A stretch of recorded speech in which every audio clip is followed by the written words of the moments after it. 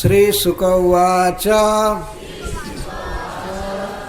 श्रील सुखदेव गोस्वामी कहते हैं, अथ जब श्री कृष्ण रास क्रीड़ा के लिए उद्यत हुए, तभी अर्थात प्रदोष काल में, सायं के समय, महाककुत्कायः, जिसका शरीर और ककुत दोनों बहुत बड़े हैं।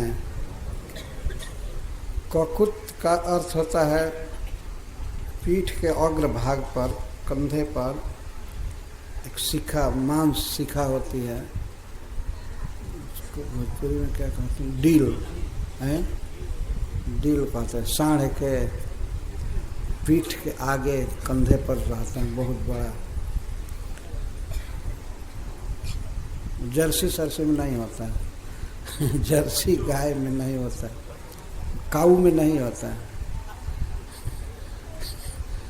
गाय में होता है।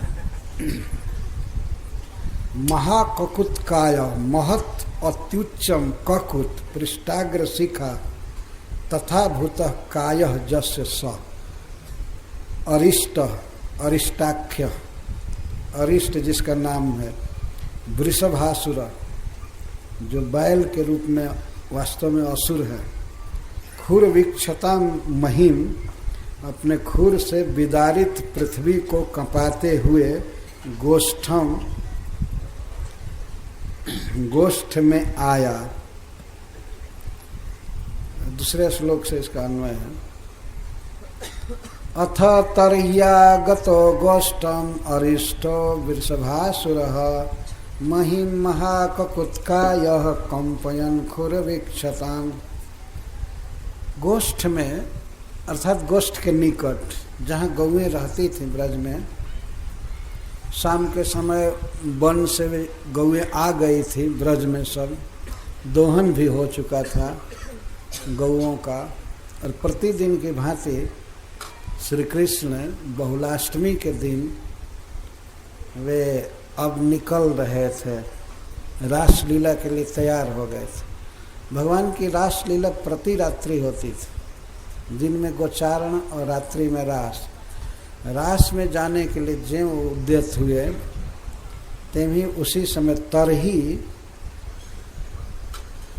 वृषभासुरः अरिष्टः महिम कंपयन् गोष्ठम विवेश।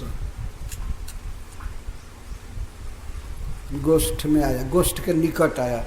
श्रीपाद सनातन गोस्वामी जी अर्थ करते हैं, गौएं जहाँ बैठी थी या खड़ी थी, गुदोहन समाप्त हो चुका था, तो वहाँ पर नहीं गया। वृषभासुर जो बहुत बड़ा सांड है, उसकी कल्पना हम लोग नहीं कर सकते हैं। हम लोग बड़े बड़े सांड देखे हैं, लेकिन वो सांड है कुछ और ही था, वास्तव में असुर था, कंस का हितैषी, और कृष्ण को मारने के लिए ब्रज में गया था, ब्रजवासियों को भी मारने के लिए। बैल का रूप क्यों धारण किया? हरिसूरी जी कहते हैं कि ये जो कृष्ण नाम का लड़का है, ये गोपाल है, गौओं का पालन करता है। तो दूसरा दूसरा रूप बना करके जो लोग गए वो मारे गए। मैं गौ का रूप धारण करके जाऊंगा तो हमारा पालन करेंगे, और पालन करने में ही हम मार डालेंगे। तो गौ का रूप धारण करके गया, बैल का रूप।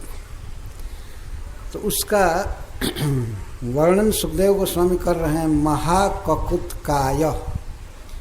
उसके काय शरीर में महाककुत था, जिसका वर्णन सुखदेव गोस्वामी करते हैं, कोई विशाल पर्वत शिखर के समान डील था उसका, उसमें कभी कभी बादल आश्रय लेते थे। मेघ है, पर्वत शिखर में देखा जाता है कि आश्रित हैं, इतना ऊंचा डील था कि उसमें मेघ आश्रय लेते थे। इस तरह से वृषभासुर गए गोष्ठम। रंभमाण खरतरम पदा च विलिखन महिम उद्यम्य पुच्छम बप्राणी विषाणा ग्रेण चोद्धरम।